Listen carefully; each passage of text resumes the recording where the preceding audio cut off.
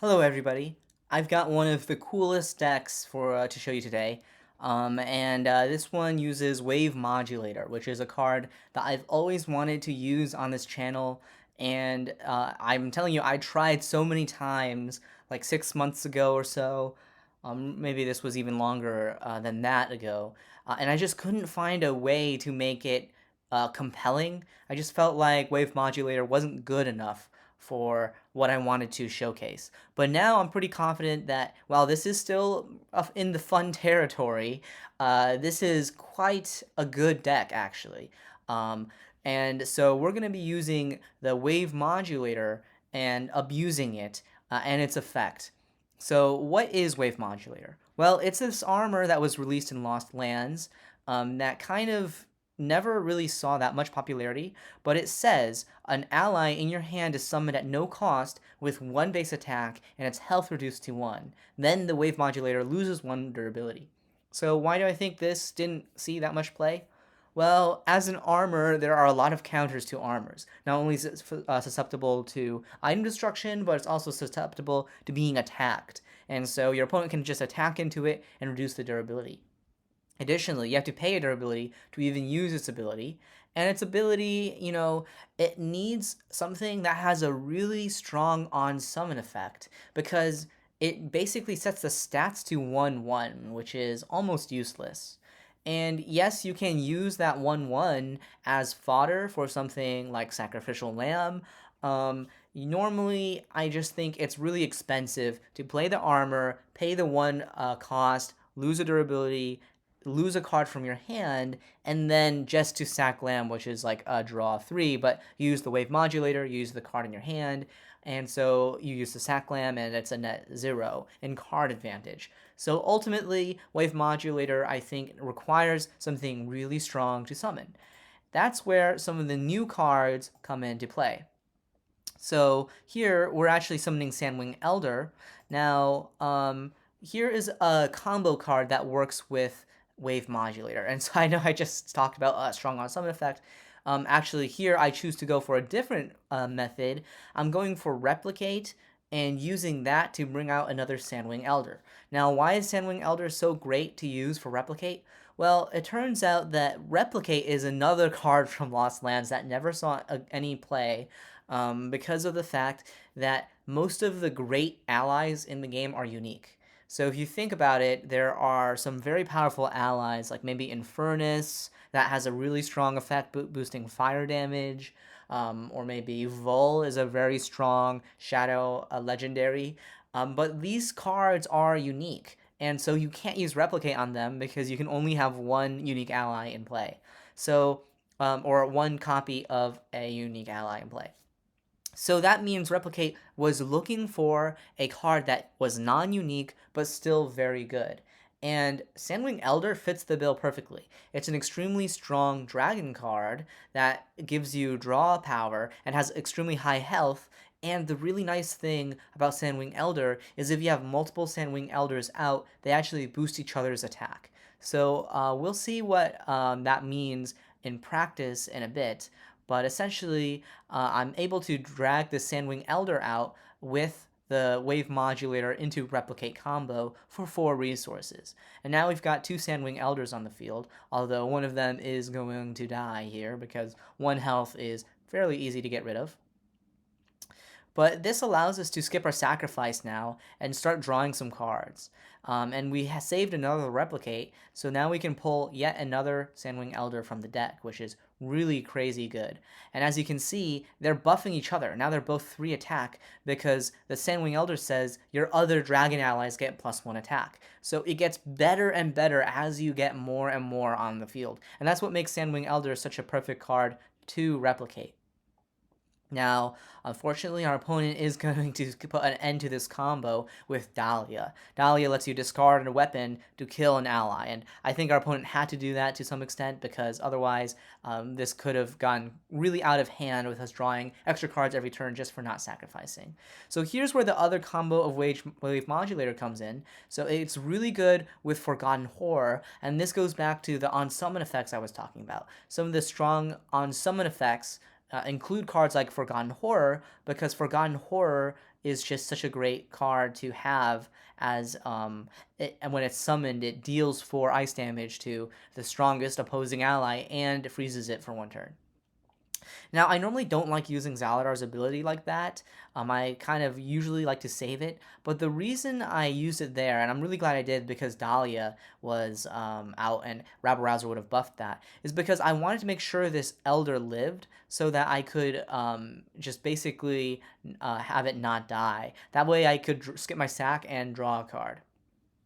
Now there, I decided not to bring out my Forgotten Horror, just because I wanted to save it. I was thinking that I could use Zaladar to kill the scout anyway, so I didn't want to waste the Forgotten Horror immediately like that. But now we are going to bring out the Forgotten Horror, I guess, and actually save the Zaladar ability even further, because now we can use the Replicate to summon out another Forgotten Horror. So now we pulled a Forgotten Horror from the deck with the Replicate, instead of pulling something else. And so Replicate plus Wave Modulator is really cool, because as you can see, we're actually only on 5 resources, but we're able to pull off the Replicate and the summoning it as well, because of the Wave Modulator cheating out the allies, high-cost allies from our hand. That synergizes really well with Elder that wants us to skip our sacrifices. So being able to stay low on our own resources is quite handy there. So here, we're just hoping to draw into something, and we're able to Wave Modulator this second Lightning Elemental. Lightning Elemental is really good in this deck too. It says when it's killed, the opposing ally with the lowest health takes X electrical damage, up to 4 damage, which is an insane amount of damage to be dealing with a 2-cost ally. It's also a 3-attack ally, which is honestly amazing. So now Transporting Golem is here just as some extra draw, and now we're going to take advantage of the Lightning Elementals, kill them to get rid of this Karlstrad, because due to its passive effect that deals damage when it's killed. So that's really nice there. And now I want to show you one of the awesome combos. Actually, do I even do it this turn? I'm pretty sure I do, but I'm not entirely sure. Okay, I might have saved it for later. Okay, so here's another combo. This is so this deck is full of fun combos. Okay, it's Reconstitute. Reconstitute, and I wish I could blow it up, but it basically says that okay, here we go. You exile an ally in a graveyard. So I exiled the Karlstrad from my opponent's graveyard. Seek an ally of the same cost and have it enter play from your deck. So I was able to get the Forgotten Horror from my deck by exiling his Karlstrad from the grave. But I could have also exiled my own Forgotten Horror from my graveyard to bring this Forgotten Horror out for free. And then I can use Energy Extraction to basically take advantage of the fact that it's a 5-cost ally, or 6-cost ally. Even though I cheated it out from the deck with Reconstitute, I'm still able to treat it as a 6-cost ally and deal 5 ability damage straight to the face, which is pretty insane. So now, we're just gonna do that one more time, I think. Just pull out. Okay, this time we're pulling out the Transposer, which is gonna win us the game because of energy extraction. That can actually, be quite nice. Okay, so I do use the Transposer combo, so now I do want to talk about Transposer. Now, Transposer says when it's summoned, you target an opposing ally, and you take control of it, but they get the Transposer. So you're giving them a 2-attack, 5-cost, 5-health ally, which is pretty good, but you also have to consider that it enters play exhausted, and allies become unexhausted at the end of your turn. So when you give it to them, it's exhausted, and at the start of the turn, they can't use it immediately. So they don't get to use the Transposer immediately, and that's why I think this is actually a really solid card. Because of the fact that you're giving them an ally, but they can't use it right away, it gives you a chance to maybe deal with it later on. Now, a lot of times you might prefer Mind Control, but in this deck, it's actually a little bit different. The reason Transposer is so good in this deck is, while it's normally a 2/5, when you summon it with Wave Modulator, it's actually a 1/1. And so when you take control of your opponent's ally, you're giving them a 1/1 for that ally. And that makes Transposer so much stronger, because the downside of giving them a 1/1 is basically non-existent. 1/1 is super easy to deal with, especially as Zaladar. So as you can see, we're going to take their trader, but they got a 1/1 transposer because it was reduced by the wave modulator. And so wave modulator and transposer work well together extremely, like it's just an extremely solid combo that I think puts wave modulator into the more playable territory. Now wave modulator is actually a good card in my opinion because you can use it with transposer to just steal something and give them a 1/1. So that is one of the main ideas of the deck. Let me see if I can find another. So as you can see, I am losing games with this deck.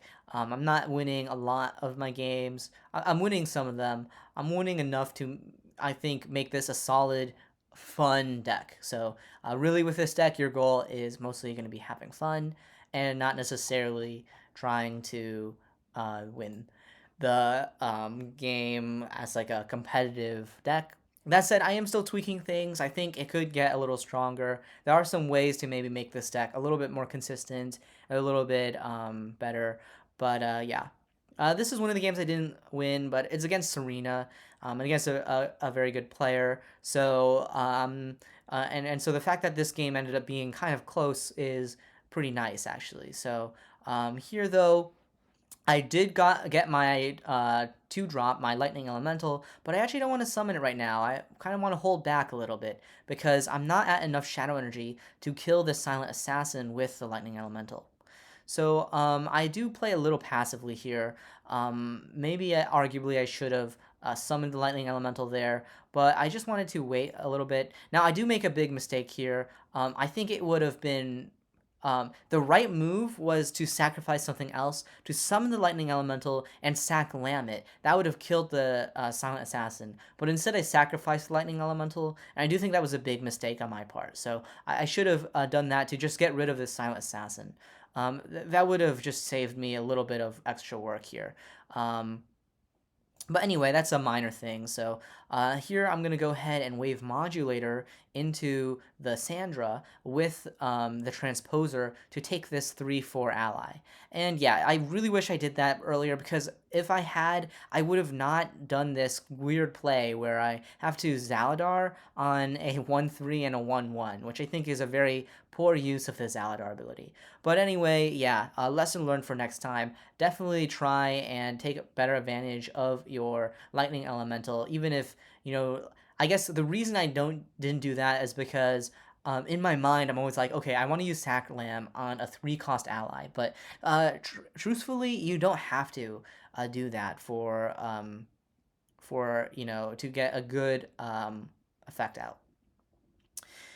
Here, I just go to Sac Lamb. I don't want to replicate the Forgotten Horror because I felt like I didn't really need to do that. So yeah, basically that's why I didn't want to replicate the Forgotten Horror. Arguably, maybe I should have given what my opponent chose to do, but yeah, I think it was fine. Here, I might have used Transposer, but the thing is I really wanted an Elder out. The reason I wanted Elder out is because I felt like this is like my long-term draw, and on 7 health, that's actually one of the better counters, I think, to Serena, is putting something on that higher health, because Serena can only deal 4 damage to an ally, usually, and that would have been nice to basically get that off. And here we can actually use Replicate now to summon another Elder from the deck. Now, one of the only issues with having so many Replicates in hand, actually, is the fact that, well, I'm going to run out of Elders in the deck, but I guess we'll get to that later. So, yeah, I'm pretty happy right now that my board, a 2/3 and a 2/7, is quite solid here. So, yeah, we're able to do that, and it's looking pretty positive for us. Now, I don't know if I'm out of Elders yet. I think I am out of Elders. So, because I'm out of Elders, I can't actually replicate here, which is quite annoying. Yeah, so I just go for the kill on the Votician Trader there. I felt like, I don't know, this probably might have been a bad play. I probably should have just killed the Rabble Rouser and not bothered with the Trader. My Trino plays 2 Rabble Rousers and kills my Elder, which is super sad. I think that was probably my best chance of winning this game is sticking some elders to the board. But yeah, I'm out of it in the deck, so I have to do replicate on a lightning elemental, which is not the best use of the replicate here. But now I'm able to use the Sac Lamb combo, killing the lightning elemental, but also killing his Rabble Rouser there. And now I drew into my Infinity Core, so now I'm thinking, well, maybe I can shuffle in some Elders into my deck. Even though I don't have any Elders right now, I could potentially get some Elders back into the deck and use them that way. So that might be nice. But instead, I just go for the Forgotten Horror just to clear some of his allies. And I've got the Zaladar coming up, so I can get rid of these skilled Ironmongers. So that would be quite nice to just get rid of some of that pressure that I have on the board. And yeah, it looks like my opponent now has a bunch of allies out that I definitely need to get rid of because I am really running low on health. Here I actually have a tough choice. There's a lot of tough choices in this deck, but I decided to go for the Wave Modulator and steal the Silent Assassin with my Transposer. Now, I know that the Silent Assassin is just going to probably die to the Gimbal there, but I figured that was probably a better play than Wave Modulatoring maybe the Forgotten Horror. Although, reflectively, I probably should have just wave modulated the Forgotten Horror and left the Transposer in hand, because now I gave him a 1-1, which, funnily enough, is kind of relevant here. Because now that I gave him the 1-1, he can kill me. Well, can he kill me? I think he can kill me. Or close to. Okay, he can't kill me this turn, but yeah, if I had summoned the Forgotten Horror from the Wave Modulator, then my opponent wouldn't have had this 1-1, and I would have still cleared his board. So yeah, that's probably what I should have done. So yeah, another lesson learned for next time. Maybe sometimes even if it's a 1-1, it can still be tough. I think I might have lived for one more turn if I had not done that and given my opponent this 1-1 Transposer there. So yeah, that is kind of sad. But then again, once my Elders were out of my deck, I think that was probably an uphill battle against Serena, which keeps ripping cards out of my hand, and I have no way to draw them back easily. But I hope you can still see that there's a lot of cool combos and a lot of cool things that you can do with this deck. And so that's why I kind of wanted to show you it. It's definitely in the more fun meme territory. I wouldn't say it's quite a meme, more like a fun deck. Like, it just does some really fun things that no other deck does. Like stealing your opponent's creatures with a Transposer and giving them a 1-1 is really cool. I think it punishes your opponent for summoning like those fatties that, you know, can be really hard to deal with otherwise. Especially against like some of the land decks that summon like, you know, I don't know, Felinian Champion and its stealth. Being able to steal that is pretty neat, and yeah, can really disrupt Felinians in particular. Did I have a Felinian deck, Felinian matchup that I wanted to show? Let me think, just really quick. Let me just check. Okay, I don't know if I actually played any Felinian decks. Oh, I played some Ethan Felinians. So yeah, it's pretty good against some Ethan Felinians, but yeah, we won't need to actually watch any of those games because this video is getting a little long. I just won't show them. But anyway, we have 4 Lightning Elemental. I was really pleased with this. I think it kind of synergizes well with what the rest of the deck wants to do, which is sacrifice your own allies, rely on their on death and on summon abilities that are quite strong because you don't really care about stats as much when you're bringing them in as a 1-1. So Lightning Elemental is a really solid pick here because of the fact that you can bring it in with Wave Modulator if you choose, you can Sac Lamb if you choose, and it still gets that nice on death effect. For Transposer, this is a necessary card in this deck because of the combo with Wave Modulator that lets you steal an ally and give them a 1-1. Sandwing Elder, I found this card to be really good with Replicate. And, you know, yes, Replicate sometimes bricks, but the fact that there are so many ways to cheaply cheat out one of these allies. You can reconstitute it. So you can take a Sandwing Elder straight out of your deck as a 1/1.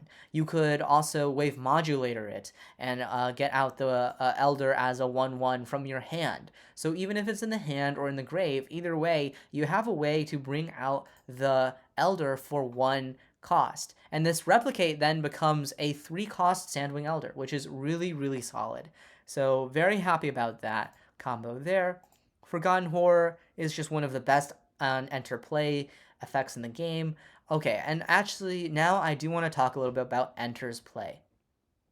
So there are 2 different things in Shadow Era. There's Enter's Play and there's Summon. Something that's summoned has entered play, but entered play includes things that weren't summoned. So a summon is when you take something from your hand, you pay the resources for the cost, and you put it onto your field. That's a summon. But not every way to put allies into the battlefield is a summon. There are some ways to put a creature or a monster onto the battlefield that aren't summoning. For example, Gravebone revives an ally from your graveyard. That's not a summon. You're taking it from your graveyard. And the classification for that type of thing is called Enter's Play. It includes any way that you're getting something into the field as a monster, but not and summoning is also entering play. And that's why Forgotten Horror triggers when you summon it, but it also triggers when you bring it back with Gravebone. But there are plenty of on-summon effects that don't trigger when you are bringing it back with Gravebone. For example, Belladonna. Belladonna only works when you actually summon the card. And it's actually the same for Transposer, and a good rule of thumb is that if it targets, it's probably not going to be an enter play effect.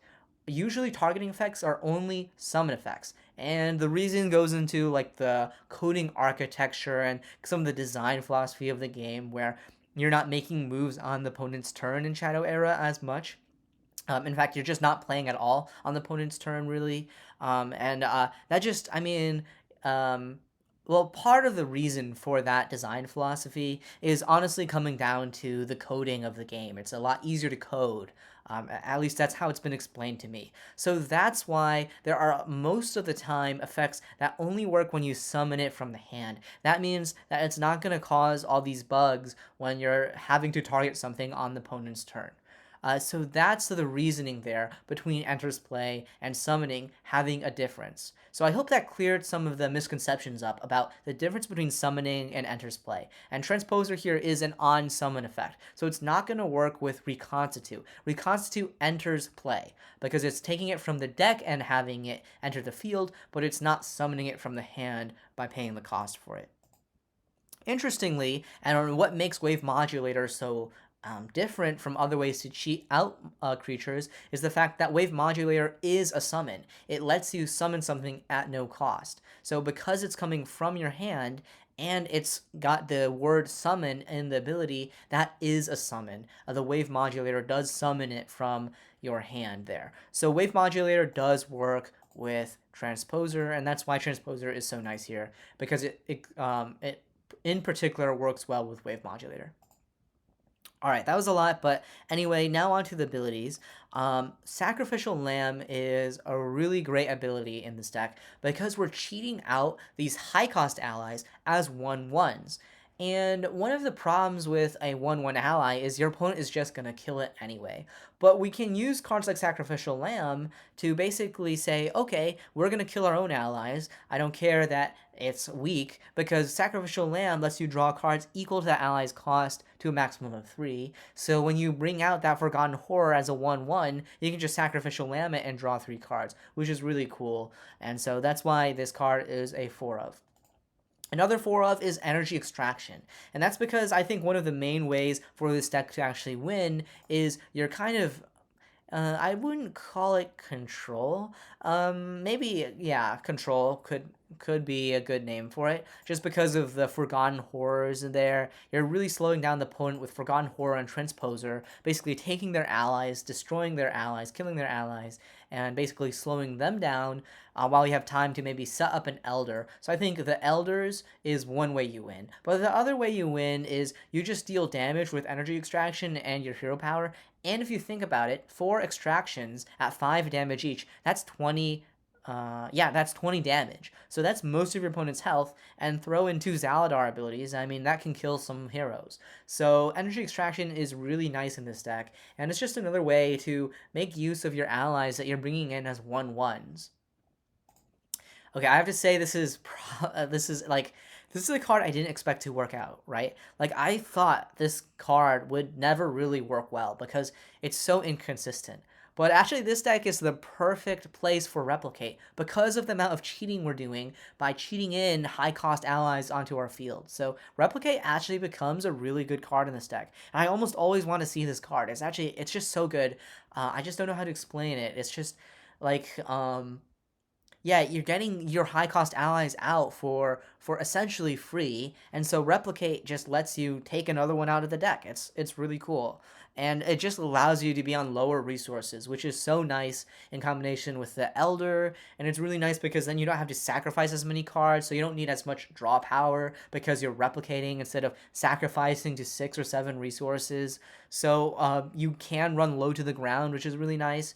So Replicate just does so many wonderful things for this deck that I am very happy to run it as a 4 of. And I really never thought I would ever run Replicate as a 4 of because, you know, if you think about it, like, this is the ultimate win more card. Like, you already have a high cost ally, and now you can play Replicate. But yeah, it just works well. That's all I can really say about it. Now we're running 1 Infinity Core. This is just because all the time I was finding that I would be taking cards out of my deck so many times. I'd be replicating, I would be reconstituting, that I would actually kind of run out of allies. And so Infinity Core is just a nice way to kind of reset it. I would even consider bumping this up to maybe 2 or even 3 because it's just so important to not run out of allies in your deck. It actually makes me really wish you could play like 5 or 6 of these in your deck. But being limited to only 4 copies of a card, that means that if you draw a bunch and you take a bunch out of your deck, then you're kind of out of them. So yeah, it's kind of annoying. I think that's one of the major downsides of this deck actually. It's just that we don't have enough copies of cards in our deck. So yeah, I really wish I could play like 6 Sandwing Elders. That would be awesome for this deck. Honestly, this deck would probably be a ton more competitive if you could just run like 5 or even 6 Elders. That would be really cool. So yeah, I don't know. Maybe like I wanted to make this deck thin because we do like I always want to see the Wave Modulator on turn 3. So that's kind of why I'm running a shorter deck. But I do think you could maybe experiment with a thicker deck if you're willing to go to like maybe 60 or 50 cards. You can run Hall of Doors. I didn't find enough room for it. But this is another way to take advantage of those 1/1 allies that, you know, they kind of suck because they're only 1 attack and 1 health, but then you can spin it into your deck and seek a ally that costs 1 more than that.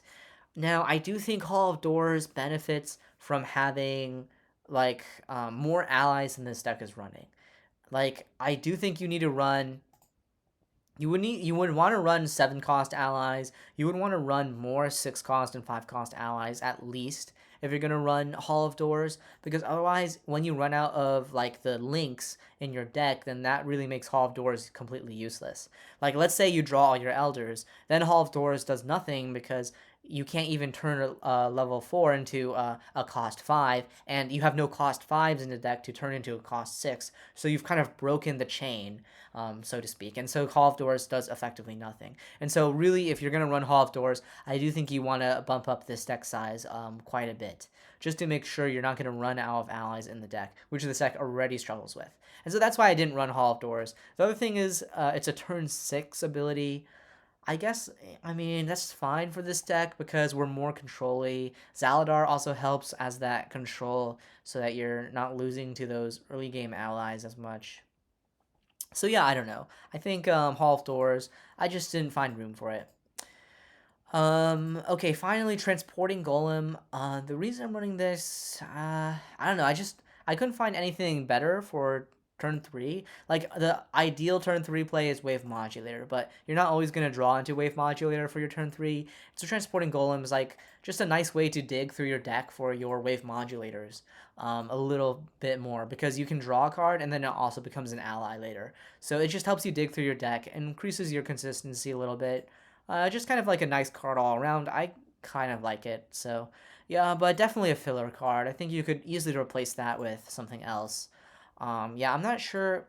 Like, maybe there is like a better card to play. Um, Maybe a good ally. There aren't a ton of good on summon effects, I would say, for the 3 cost. Um, I guess maybe Agnar.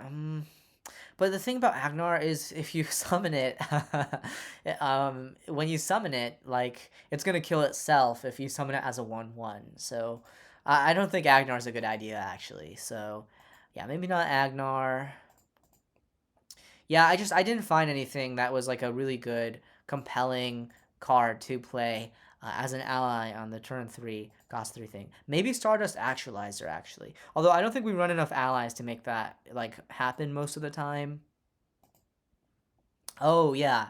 Okay, maybe I might experiment later on with Eternal Troll. I think that could be a really cool idea, because bringing it in as a 1/1 is fine. When it dies, it's going to come back as a 2/2. So, yeah, maybe Eternal Troll would actually be a way to upgrade the deck. I actually kind of really like that idea.